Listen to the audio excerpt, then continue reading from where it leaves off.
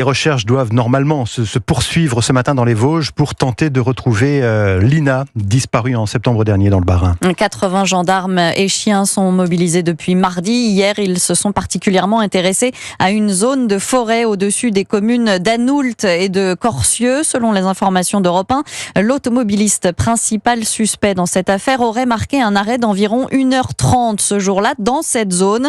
Mélina Fachin, vous êtes la correspondante d'Europe 1 dans le Grand Est. On en sait plus sur le profil de cet homme.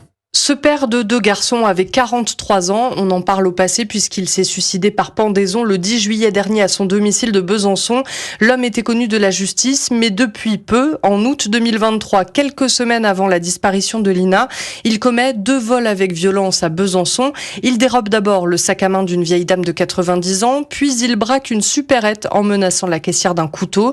Interpellé en juin dernier, il apparaît alors comme étant extrêmement dépressif. Il explique avoir déjà tenté de se suicider et avoir fait au moins 3 séjours en hôpital psychiatrique.